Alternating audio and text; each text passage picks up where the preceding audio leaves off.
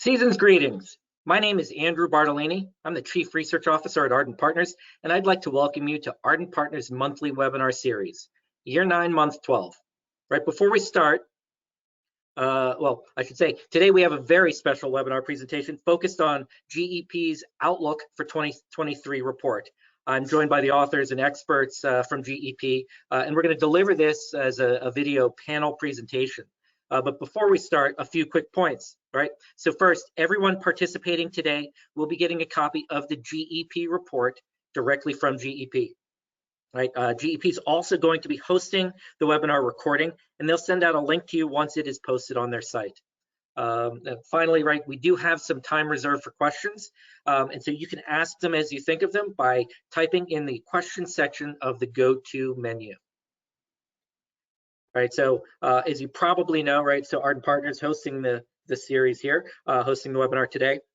We're a US-based research and advisory firm that's laser focused on supply management and the source to settle process. So that includes sourcing, procurement, accounts payable, B2B payments, and we also focus on the contingent workforce and future of work. Right, we advise clients and publish research that helps business decision makers understand industry best practices and how to improve their performance, and also technology research that helps professionals identify the best solutions based on their unique requirements. We also publish a network of websites, including CPOrising.com. Right, so we've had a busy 2022, but we will be even busier in 2023, right? We've revamped the research agenda of our 3 primary research practices and are already hard at work on the January projects, which will include the launch of this webinar series' 10th year and our annual procurement big trends and predictions report.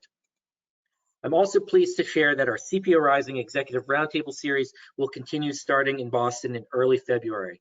We'll have more details on that very soon. Now, I'd like to thank our sponsor today. They have been a multi-year, multi-webinar participant of Ardent Partners in this webinar series, and that's GEP. Right, GEP does many things, but they deliver transformative supply chain solutions that help global enterprises become more agile and resilient, operate more efficiently and effectively, and gain competitive advantage, boost profitability, and increase shareholder value. Right. You can see here, that they have, some of the world's best companies, many of the top Fortune 500 and Global 2000. We've worked with them for many, many years. We're actually working on a report that has had us speak to many of their customers, and the feedback has been extraordinary. To learn more about GEP, visit gep.com. And so, really interesting approach, right? So most of the times, right, when we were delivering these webinars, it's based on Ardent Partners research, but GEP, has a spoon in the research pot as well. And what we're going to be doing today is talking to 3 experts on their new report, right? So the GEP Outlook 2023 Supply Chain and Procurement Report, right? Something they've been publishing annually. If you're working in procurement, if you're working in supply chain, it's a great reference. It's looking at the major trends, and then it also identifies some of the top themes that leaders should be thinking about as they're driving their business forward and as they're thinking about 2023, right? You can get the report here from this link, but they're also going to be sending it to you directly, so don't worry. Now, I want to welcome the guys in. We're going to hop onto the camera now, the expert panel. I'm going to stop showing that, and great. So let's just start with a round of introductions, right? So Daryl, you're on my right on my screen. I have no idea where I am on your screen. How about a quick intro, a little bit of a background, and then we'll dive into the questions. Absolutely. Thanks, Andrew. It's Daryl Watkins, based out of GEP's Atlanta office, senior director with the organization, leading our transformation, specializing in facilities management, as long with our diversity, equity, inclusion offerings that's underpinned underneath our ESG portion. So some of the conversation today will be focused on those areas of expertise. I'll pass it to John. Hi, everyone. My name is John Piatek, Vice President of Consulting. I look after GEP's retail, consumer goods, and consumer industries area.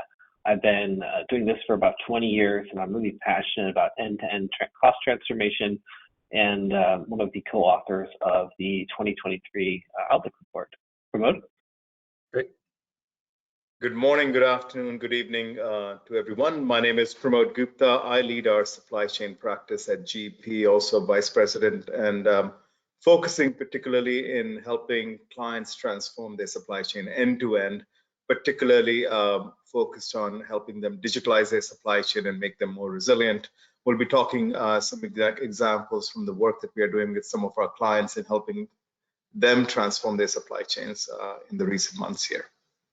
Andrew, back to you. Yeah. Thank you. Well, welcome to the three of you. Really excited to dive into some of the details, right? I mean, I think that 2022 has been, a more volatile and unpredictable year. Really, the past couple of years have certainly seen a large amount of changes. Right before we, actually launched the webinar, we were talking about some of the dramatic changes that we've all experienced over the past couple of years, brought on by COVID. Brought on by a lot of other financial factors, but one of those big financial factors, and something that has been a major challenge for procurement organizations and CPOs, it caused many organizations to miss their savings targets for 2021, and that's inflation, right? And so John, let's start with you, right? So inflation looms large still. When you think about this for large companies, for all companies, how challenging is this going to be in the next year? Yeah, I think inflation certainly is the headline message for most organizations. And, before I kind of answer that in full, maybe I'll just also use this moment to just, explain why we do these Outlook reports in the first place. A lot of our guidance is based on GEP's research, analysis, interviews with CPOs, and really trying to get a pulse on the topics that are going to matter for next year, as well as the leadership practices for the year to come. I know other firms will kind of take a much more long-term approach to some of their views, but we really try to strike that right balance of leading practice and sort of relevant for you for the year to come. And I think inflation certainly is going to be that headline message, because if you consider, G7 economies, inflation is just at a multi-decade high across these major economies. We've, of course, just come off a period over the past several years that have been extremely challenging. And the results of some of the government interventions to stimulate demand, disruptions to commodities markets, and so forth, we now find ourselves with record inflation levels, in addition to all the other challenges, which we could certainly talk about today as well. In fact, just taking a quick survey across the world, in 2022, inflation rates are going to be projected to end on average across the world at nearly 9%. Last year it was under 5%, the year before closer to 3%. Like, this is a fundamentally different cost structure, and it's really putting a lot of pressure on the CFOs, the CPOs, and the chief supply chain officers of most businesses. And it's really not isolated to just a few particular places. Of course, here in the U.S., there's the headline news with the Federal Reserve Bank changing the interest rate levels this week to further combat inflation. And while there seems to be a consensus outlook that next year we will see the return of inflation back down to historically appropriate levels, I think a number of projections are thinking that 2023 in the United States might be something closer to 3.5%. That's still well above recent highs in historical norms. And the medicine that we will sort of be taking to get to that level, could also be what triggers a recession and other challenges that CPOs are going to have to deal with as well. Over in Europe as well, similar sentiment. We come on the back of sort of the Brexit and the other sort of instability across the Eurozone. Similarly high level of inflation. The expectation is that it's going to take a little bit longer to come back down, given the diversity of some of their economic zones. But hopefully, there's a broad consensus across analysts, though. But by 2024, things will be back, closer to the 2 to 3% range. If we think about the developing markets, though, 2023 still looks pretty challenging. The Middle East, Central Asia in particular, are still forecasted above 10% inflation levels. Latin America, similar perspective.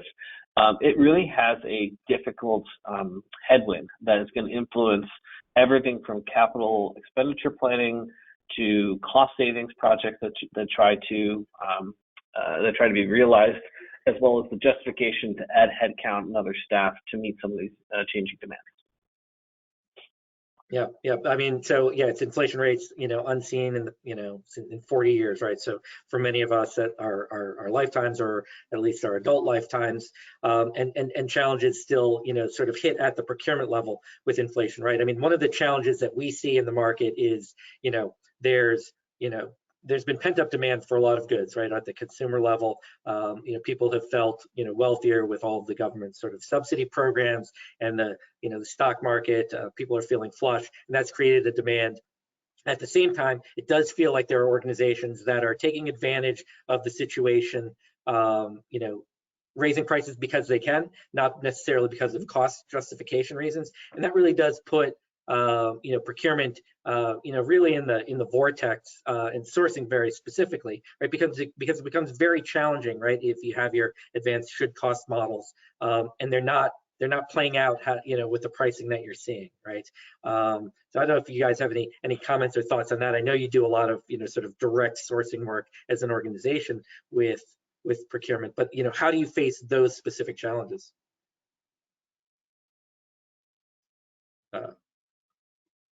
I did a stump the panel early on, but well, I think the reality, quite honestly, Andrew, is there's not an easy button for any of these. To tackle the challenges you just outlined are going to require, not only procurement to be in that vortex, but be able to build that bridge with functional stakeholders and work in a common way. Going back, say, 5 years ago, procurement was often just like every other business function, kind of happy to exist in their own silo. We have, of course, been hearing for years, procurement needs to be more strategic, and many firms are taking some pretty aggressive steps to do this. But to solve the pent-up demand and the supplyability issues that you just mentioned requires working hand in hand with operations, with the customer development teams, the marketing teams, with finance, and those sort of collaboration skills and mindset, for that matter, are just not something that are inherently natural to procurement organizations. Those groups are very much focused on price, and I think we've all seen over the past couple of years, it's no longer just about price. It's price and a whole bunch of other things, and those whole bunch of other things are starting to become even more important than the former. Yeah, right. And so, it remains a challenging environment and has through the end of the year and certainly through 2023 is what you guys are saying. So there's inflation, COVID is still lingering, right? People are going back out shopping, and, while COVID is not as lethal as it was, at least in the United States, it still presents a risk factor that is being carried forward. But let's not talk about COVID. We've talked about inflation. John, I mean, what else is on the minds of, those working in the C-suite? Yeah, I mean, I think certainly recession and the threat of recession, of recessionary pressures that are affecting most major economies is absolutely on the minds and will be prominent for next year. We have a situation in which firms are going to look to streamline their orgs and take other sort of recession preparation activities, right at the same time where procurement's coming out with their list of things they want to get better at. So we have this mismatch of procurement wanting to do more and being fairly hamstrung with what they're likely going to be able to spend to achieve those. So it's the classic, do more with the same, or hopefully not, but probably at least some extent do more with much less. So we have this factor, and that's going to influence everything from investment decisions all the way through investments in people, systems, tools, and processes, you name it. But beyond sort of those large macro trends, I mean, we have certainly a deepening crisis in energy. While the energy markets has been through a massive up and down and back again over the past couple of years, with the war that's still active in Russia and Ukraine, with changes in climate change priorities, we have ourselves watching carefully for what the kind of classic OPEC plus team is going to do on production levels.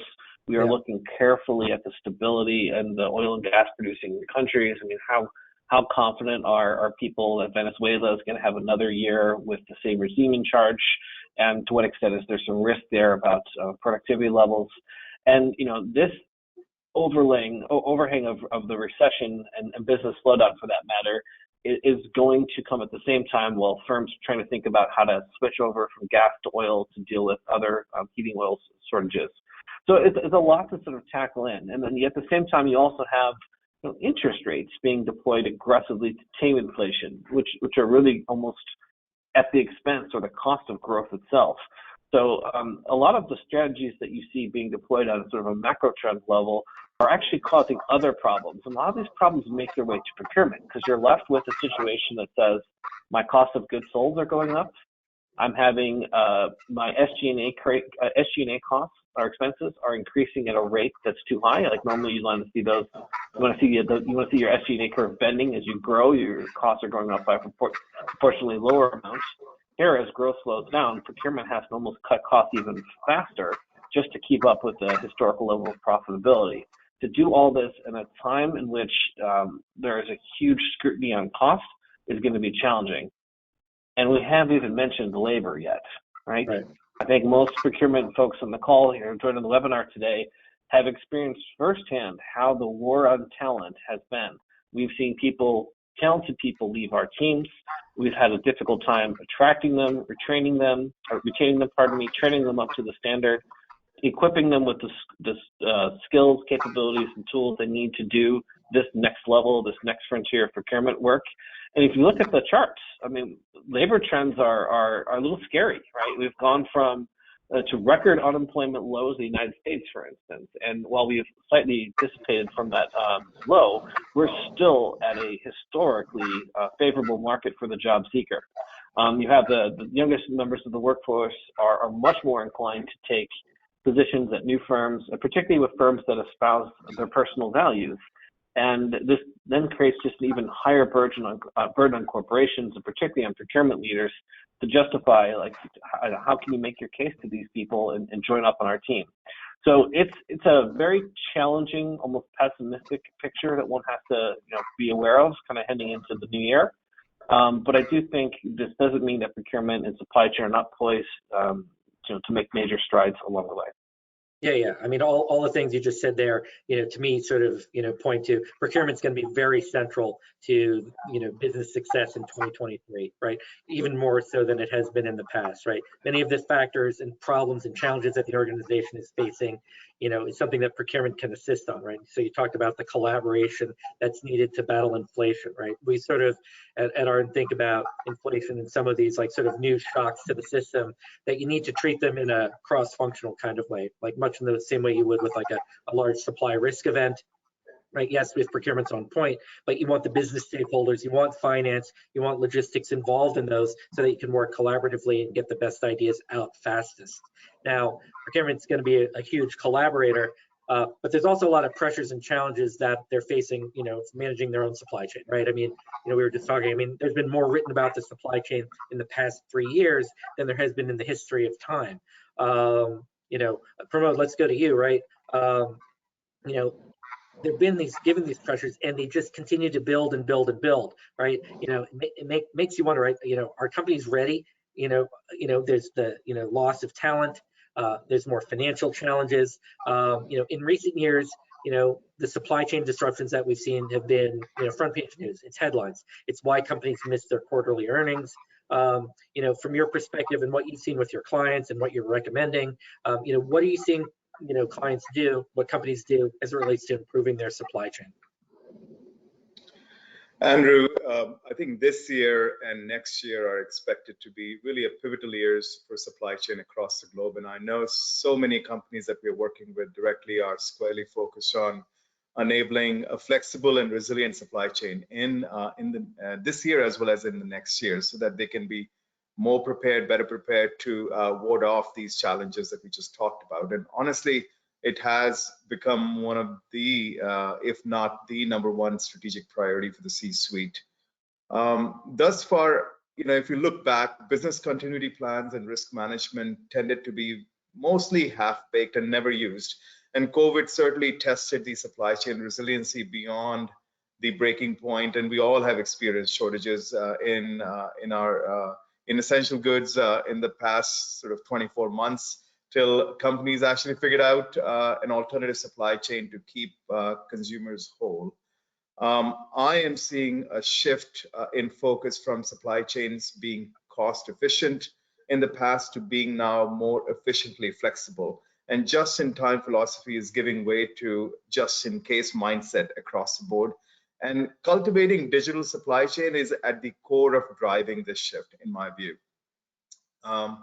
At this moment, we are working with, in fact, 3 different clients to enable flexible supply chain and cultivating that digital-first supply chains. And the focus across the board with these clients and others that we're talking to is to create visibility across the supply chain. I'll give you one example. One of the clients that we're working with is a global specialty chemical client, and we are helping them on creating visibility for their upstream raw material logistics from supplier to port, from port to port to final destination. And this is where this client was dealing with a lot of shortages and disruptions during the COVID times, and found this to be a priority area for them to address. And you can only imagine the complexity of trying to create this visibility across thousands of ports coming in from Far East Asia into Europe and in US, and also working closely with as many suppliers and logistics service providers, and stitching the sort of the operational data across disparate sources of suppliers and systems, and projecting that on a central dashboard with almost real-time status update is what we are enabling for this clients, and that's what so many clients are focused on, is to creating that visibility. But creating visibility is not the only, is perhaps just the first step in creating resilient supply chains. I think it's important to reconfigure supply chains and embed both structural and operational flexibility so that companies can actually respond to the disruptive events. And for the same client we just talked about, we also analyzed their end-to-end risk profile of their supply chain. Specifically, we focus on developing a methodology to assess how do you assess the risk of future disruptions on specific trade routes from Shanghai to Los Angeles, or from Mumbai to New York port. And we sort of analyze each of those trade routes for them and are advising those clients, this particular client, on strategic actions they can take to actually be better prepared in mitigating any future impact in the next sort of 3 years ahead as we look forward. Another area where we are seeing acute focus for many of our clients is to actually enhance their planning capabilities, and particularly digital planning capabilities. And in my view, the traditional planning processes and solutions almost spent 90% of their time bringing information, bringing data together, and less than 10% of their time on actual planning and decision making. And the problem is that the traditional processes are actually not digital ready. So many of my clients are actually working to re-engineer their processes to make them digital ready, focusing on designing processes and technology solutions that'll allow for automated data flow with minimal handoffs between stakeholders, that digitalizes analytics, have automatic feedback triggers, and also leverages artificial intelligence and other new technologies, and really shifting the focus of human resources to more higher order decision-making activities. And the last thing I would add, Andrew, is we are seeing companies putting an increased focus on enabling ESG compliant supply chains as well. Mm-hmm. Yeah. So sounds like visibility, agility, flexibility, smarter planning, all the things that are sort of fundamental to supply chain operation, right? But you mentioned ESG, right? And so in the aftermath of the social unrest here in the States in the summer of 2020, right, ESG has become much more front and center, right? I think Europe and other parts of the world maybe even further ahead. From your perspective, are companies pushing, lots of people are talking about it, right? Lots of CPOs, hey, we've got an ESG initiative. Well, what are you doing? Oh, we're starting to measure some things. From your perspective, right, are companies pushing this ahead fast enough, and what are they doing?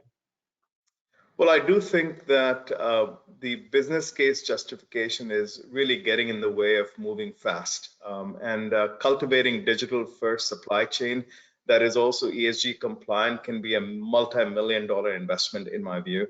And companies, I think, are trying to take too big of a bite at this And honestly, it's a fatalist vision to actually digitalize end-to-end supply chain. I don't think it's going to become a reality in the next 10 years.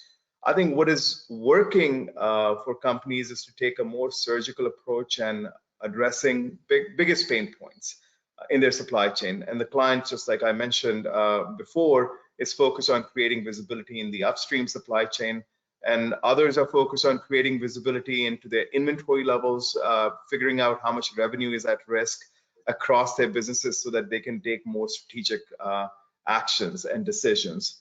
Now, from an ESG perspective, we are seeing that the legislations and regulations are forcing companies to take actions, and really legislations across European countries is increasingly pushing corporations to conduct more human rights due diligence across the supply chains, such as the German Supply Chain Act or the Dutch Child Labor Due Diligence Law is driving so many of my clients actually to seek a digital solution to push for visibility across multiple tiers of supply chain, not just sort of their primary supplier base, and to identify and expose suppliers that are presenting high risk from a human rights violation perspective or from a conflict mineral perspective.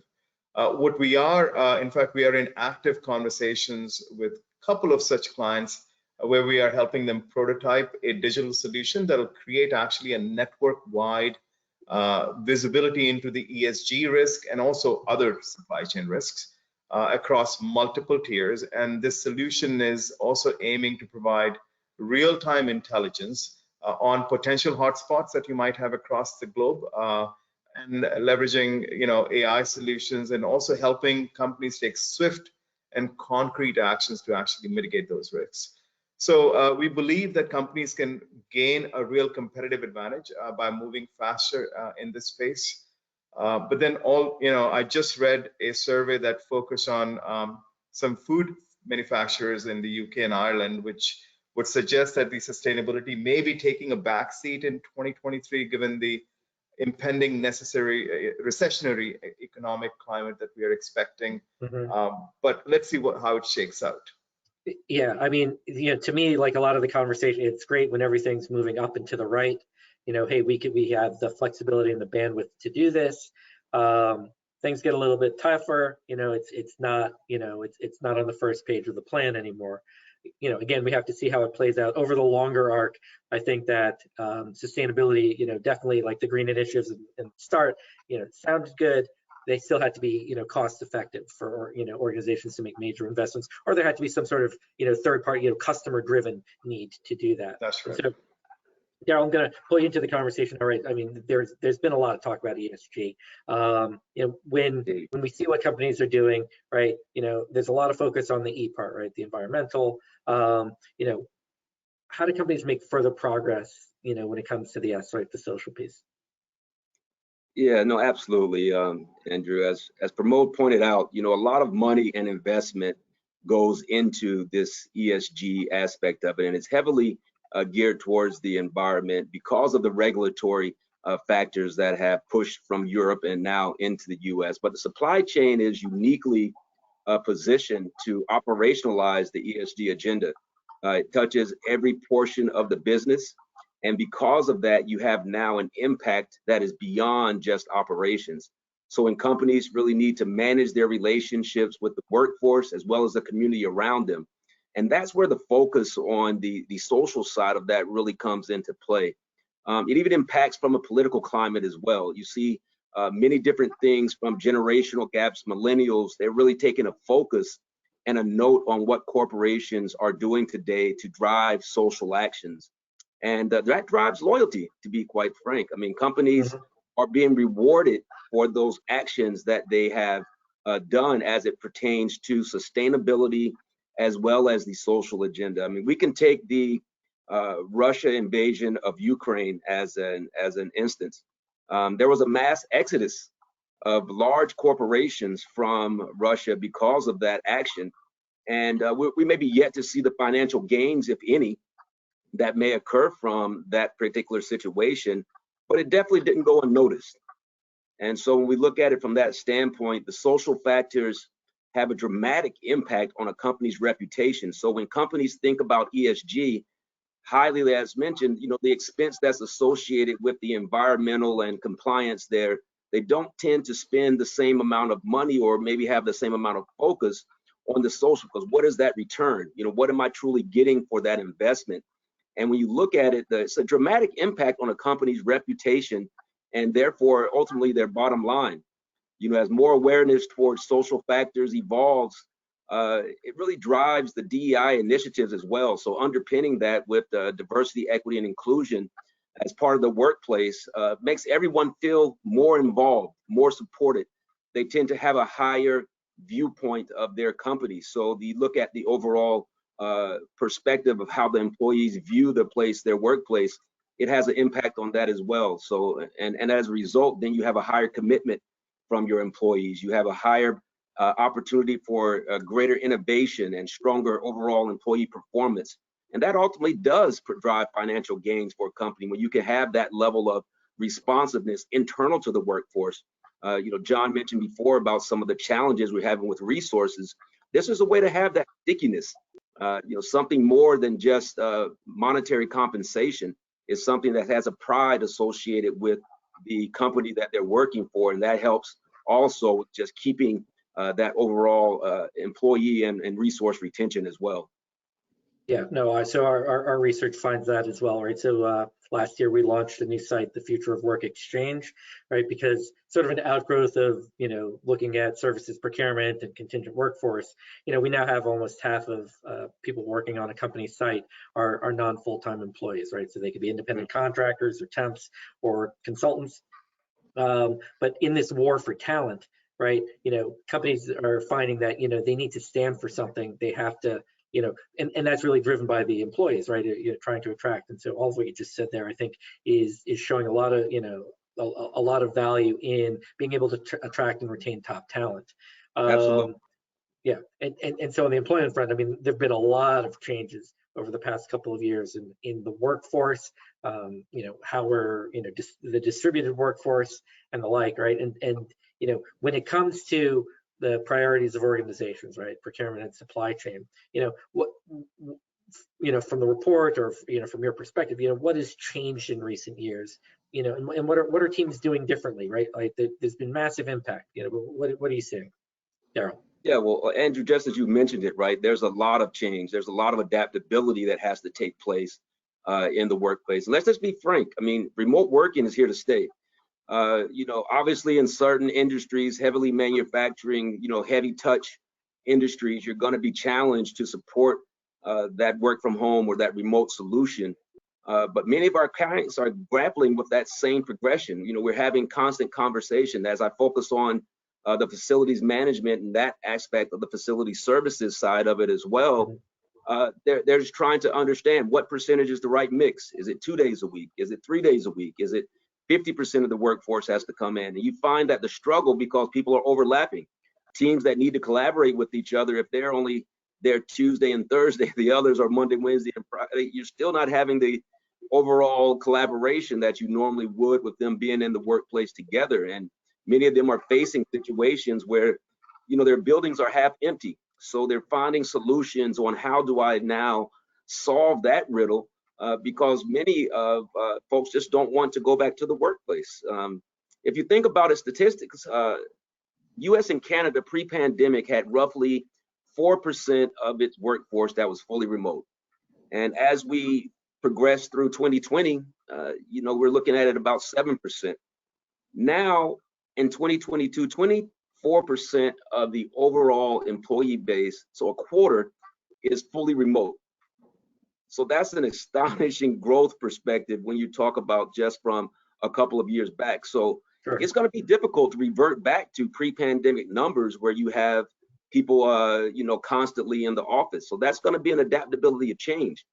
But when you think about that also, and we have this commitment to diversity and some of those challenges, this remote working can support that and really underpin some of those initiatives to drive DEI within the organization. And that's because you can now cast a wider net, right? You can hire from various regions from, you don't have to, if you're in the Midwest and you're challenged to find, talent that's there, you can have remote talent on the West Coast or or vice versa. And Right. so when you have these expensive regions or regions that are challenged or key to a specific industry, now you have the flexibility to cast a wider net. And the employee expectations have changed as well. You know, no longer do they want long commutes, or they want to have more flexibility. They want to spend time with family. And so supporting those disadvantaged groups this way, you know, whether it's single parents, whether it's low income families that may not have access to vehicles or public transportation as broadly, this can help that in regard to, you know, getting them into industries that may not have been typically accessible before this wide-span remote working opportunities. And so it's an excellent opportunity to support and drive some of those DEI initiatives. Mm-hmm. And when you know, getting that hiring aspect for those diverse candidates, you know, it just doesn't stop there. I mean, naturally, you have to continue to drive that sustainability through other programs and policies. It starts with the policy, but obviously it ends with the metrics. So you have to continue to drive that. And so a lot of those trends along this continuum and others are found in our Outlook report for 2023. Yeah. So our research, right? So at the beginning of this year, we did a survey of about 370, I want to say, CPOs and other procurement executives. And we said, you know, what's your plans for returning to the office? And you know, less than 10%, I think it was about 6%, are planning to go back to business as normal. You know, that's everybody else, you know, doing some version of fully remote or hybrid, emphasizing more office or more remote. I think we'll have to see over the next couple of years how it plays out, because there's inevitably a loss of productivity that happens when you can't just talk to the person next to you and figure out something. You've got to set up a Zoom, and you know, so that'll play out. I also, you know, from my own, you know, experience managing remote teams, not everybody's built to be productive from the home.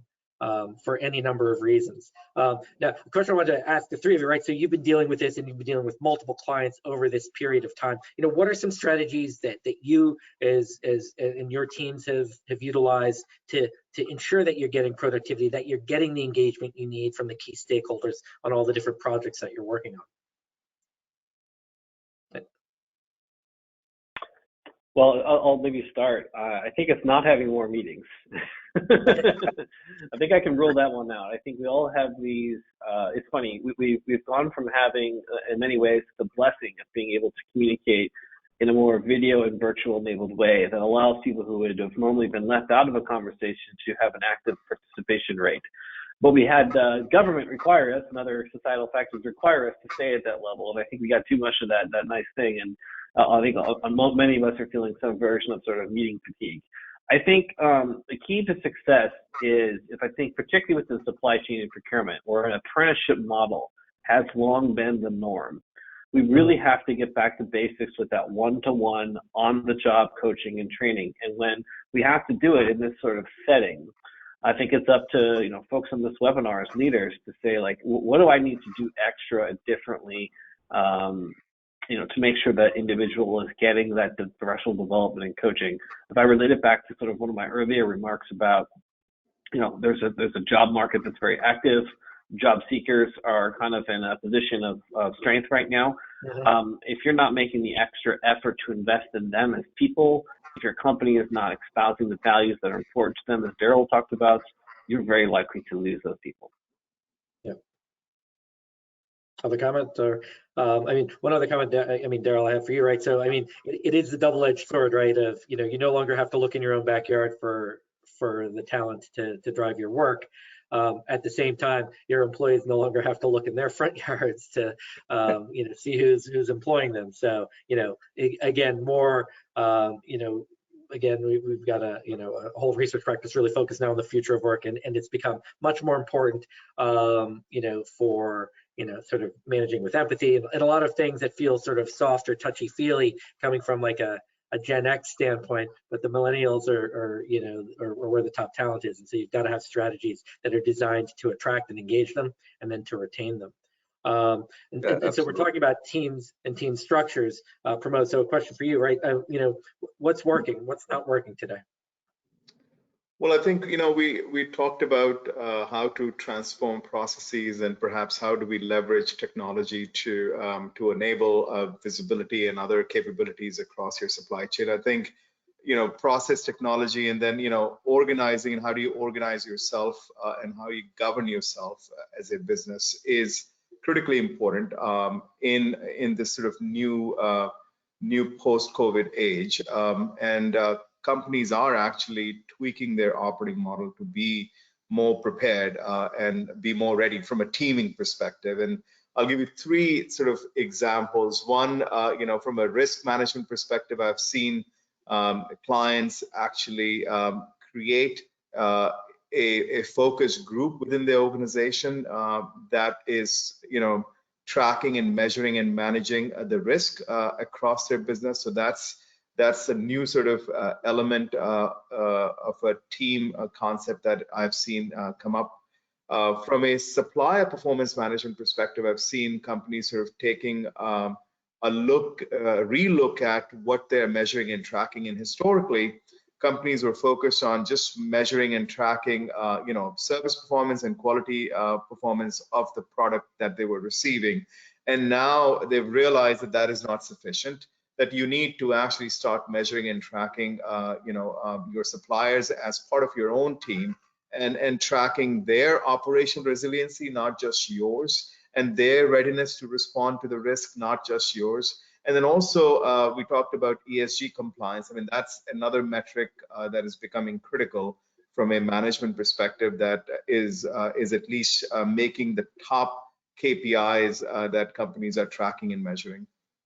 And then the last thing that we are seeing also is that this sort of a reconsideration of what work and effort needs to be done internally versus what needs to be done externally. So what is core to your business and what is non-core to the business? And traditionally, areas such as planning activity was considered to be very core and strategic to the business, but that mindset is actually shifting because planning has become much more complex, requires much more sophisticated tools and and sort of more experts to actually run planning function than traditionally we were used to. So there are clients who are actually looking to outsource that activity in more capable hands that have the technology capability, that have perhaps more better connections and network with the supplier base, and just honestly better equipped to actually service planning activities and for their clients as well. So we are seeing those are the three areas that we are seeing a shift from a teaming and how you run your business perspective. Andrew. It's interesting. It's interesting. All right. So I think we've come to the exciting time here of predictions, right? So John, I'm going to ask you to pull out your crystal ball here. Gaze deeply into it and tell us what's happening next year with 100% certainty. I'm kidding. No, that's high. Appreciate that. Yeah, we were expecting, for the audience, we were actually just remarking how it's so difficult to predict the future. And even, just after we published this Outlook report, certainly couldn't have anticipated that they were going to announce that they found a way to do, nuclear fusion. So that was, there's always things you're not going to be able to get right in that crystal ball. But maybe just going back to something that Daryl said and how impressed he was that, or many people are for that matter, how the response to the Russian attack on Ukraine. If I reflect on that, when Vladimir Putin ordered that invasion, it caught many people by surprise, right? Governments were caught by surprise. Just the concept of like another democracy attacking another with all the tanks and bombs and airplanes. And almost every conceivable way to think about it, you'd look and say the downside and destruction of this are going to clearly outweigh the gains. But nevertheless, it sort of happened, right? And first of all, we should acknowledge the death, the suffering, economic damage. That's actually what's most important, of course. But something really interesting happened. Like a new actor kind of joined this fight. Something that we didn't really expect or have much evidence had happened before. And this actor doesn't have guns and bullets and bombs, but they seem to have done more damage than probably all the other folks shooting at each other have done combined. And that is just the response of global corporations. Firms stood up and acted without government prompting. They have, if you reflect on the, relatively almost the immediate aftermath of the initial attacks on Ukraine, global multinational businesses said, no, we're going to exit the markets, we're going to stop operations, we're going to suspend activity, we are going to stop ensuring shipments through there. This was effectively a crystallization of what many people felt that says, if we as corporations have certain values and we feel strong enough to make the investments that Pramod and Daryl spoke about from an ESG standpoint, we need to start enforcing what our values are and, effectively walk the talk. And so I think what we now see is a supply chain that can be wielded for good. Imagine the potential of chief supply chain officers, chief procurement officers, and their brethren saying, we want to deploy our costs, our investments, our supply partnerships with an ecosystem of businesses and enterprises that are aligned from a value standpoint. Talk about alignment in defense of corporate values, and that's absolutely perfect. I think if that can be used to reduce our carbon footprints, if that can help us keep, slave labor and other problem areas from a worker safety standpoint, out of our supply chain, it can really just drive the business towards positive change. I really think 2023 is going to be the year that people that work in procurement and supply chain think of themselves not as simple operational people, but really as people that can make a big difference in the world. And I'm really excited to see the potential. I'm excited to see what firms are going to come up with. I think even if you paint the backdrop of all the headwinds that the business needs to navigate their way through, you still are entering the year with a lot of positivity around the fact that if we do make those investments and we do take those actions, we can actually make a difference. And I feel like that's something we should all be excited about. I feel like that's something we should all be very optimistic about. I think that's great. That's good. So we do have some other questions. I'm not sure if there's other predictions you wanted to share, but we do have some questions here. So the first is from Steve, and he's essentially asking, right, so when maybe this is for Pramod, but when you talk about the digital supply chain, does that include procurement, and if so, how? So maybe talk a little bit about, procurement's role in the digital supply chain. Absolutely. It applies to procurement, logistics, manufacturing, all aspects of plan, source, make, deliver. Particularly talking about procurement, I'll give you an example of a heavy equipment manufacturer client that we are working with, who have taken a very different and transformative view at their procurement function, and on a 3-year roadmap journey to actually transform and digitalize their procurement function. And I spoke of process re-engineering. They've gone through over 17 processes within their procurement, from sourcing to contracting to supply management to master data management to category strategy, on, and have gone through those processes and redefined those processes so that they are digital ready, in that they are able to communicate and share data between stakeholders seamlessly, that there is a feedback loop baked in, there are alerts enabled in their processes. And then once they've reconfigured their processes, they are now on the journey to actually apply digital solution to actually orchestrate their processes as well. So absolutely is relevant to procurement, and it's taking place across multiple clients. Okay, great. So there, maybe a question here, right? So just sort of building on that, and then we'll go to another question from the panel here, right? So when you think about, like, so if you have a greenfield opportunity, right, and you say, okay, we don't have the visibility we need, we don't have the agility we need, all of those other factors, we're not automated. Is there a starting point? Where do you look to first to sort of diagnose what the problems are, and how do you approach it? And I know there's there's many ways to skin this cat, but do you have a preferred approach or something you've seen works well? Well, I think, Andrew, I'll go back to what I said earlier, right? You start where it hurts the most, where you are feeling the most pain, whether it is in visibility of how your raw material is moving, or you feel blindsided by the fact that you don't know how much inventory is on hand, or what suppliers present ESG risk to your business. I think you start where the pain is, and then you grow from there. Okay, got it. So Rich asks a question. I'll just paraphrase it. Right. So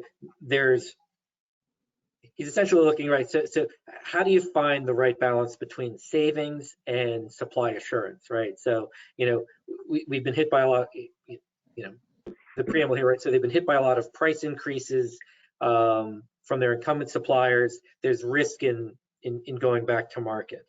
And I know, again, it's going to be very situational, what type of category are you talking about, how critical it is, but what are some things they should be thinking about?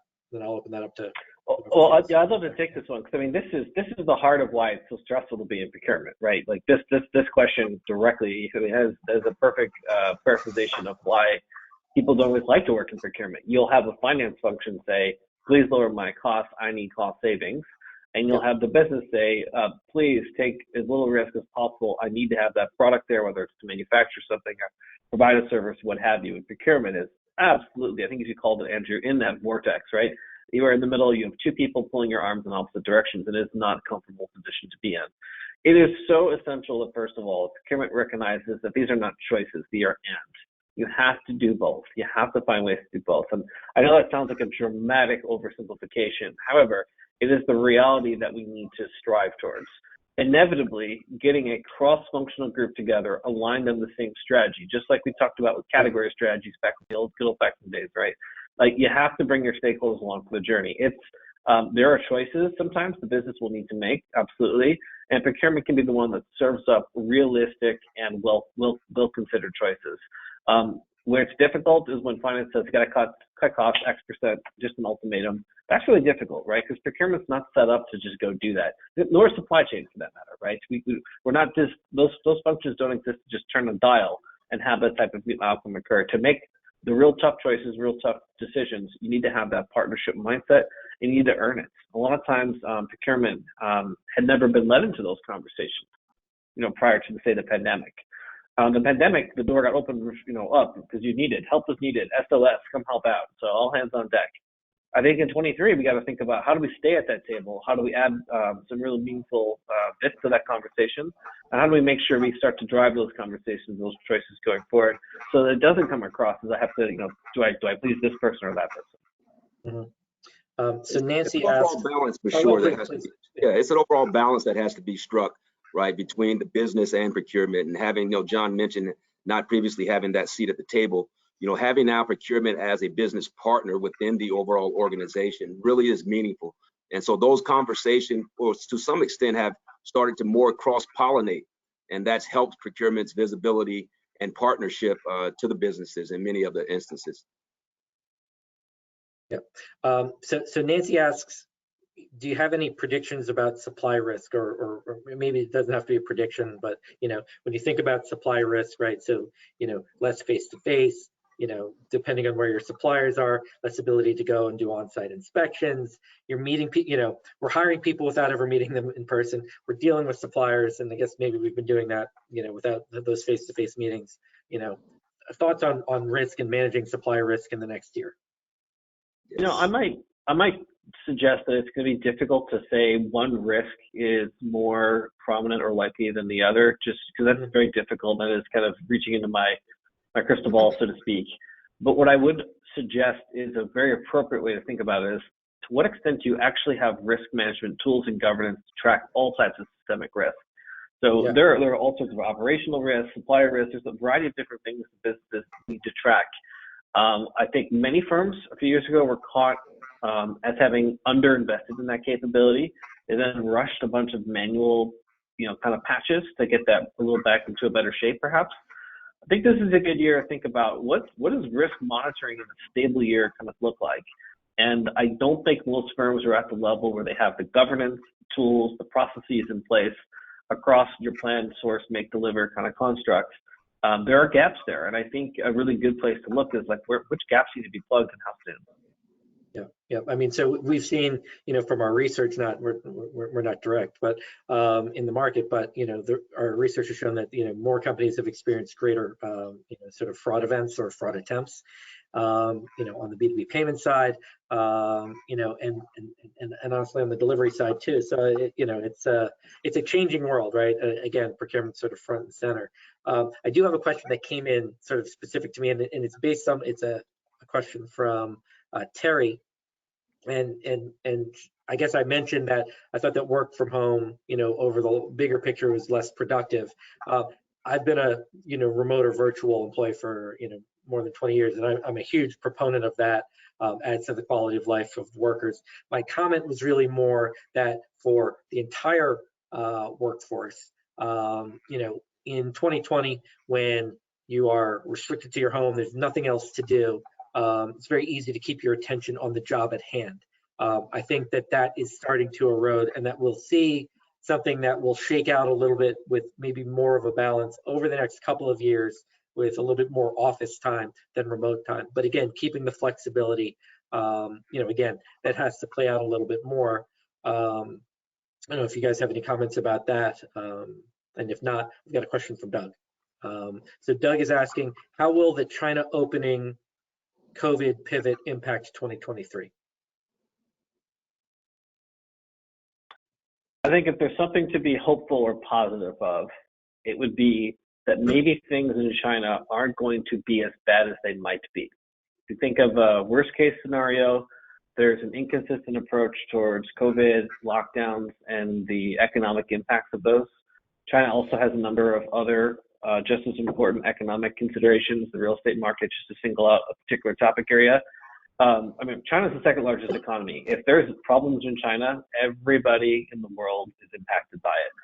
So I'm hopeful that the re-rationalization, pardon me, of the COVID treatment that the Chinese government is deploying across different regions of China, I'm hopeful that that may allow them to kind of minimize some of those worst case predictions that would impact the Chinese market, because if one takes the stance that China is going to have its perhaps worst year in 20 years, then you have to argue, how could places like the US and Europe have their best year?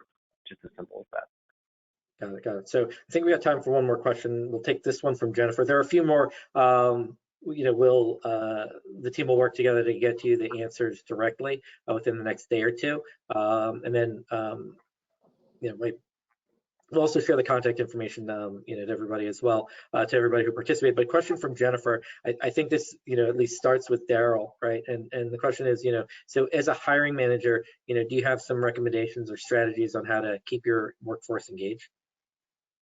Yeah, so part of that overall engagement, as we talked about, is going beyond what we see as typical traditional measures, right?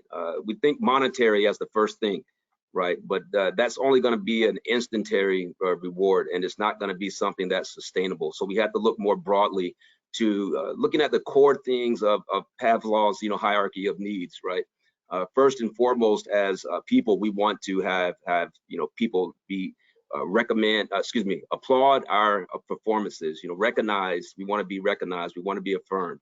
You know, having that side of it is going to be important, showing that overall appreciation, showing that caring side. So some of the things you touched on earlier, Andrew, having that emotional side or the softer side of the business engaged. And some of those tactics, and I'm going to have to play forward in order to help hold that stickiness as well. It's not just about the tangible aspects of that. We really have to look into the core EQ side of our being and kind of use those levers to create that stickiness. Oh, that's great. That's great. So we're right at time here. You know, I'm showing a picture of or a slide with three gentlemen who I want to thank for their time and their great insights today. You've got their contact information there. You know, it's first name dot last name at GEP.com. They'll also be, you know, working to get the report in your hands, you know, directly. Again, any questions that were left unanswered, and there were a few, we'll make sure we get those answered, you know, directly. So John, Pramod, Daryl, I really want to thank you for your time today. I think the insights have been fantastic, and I think you've given the audience a lot to think about. Thank you, Andrew. Thank you. Thank you very much. Take care.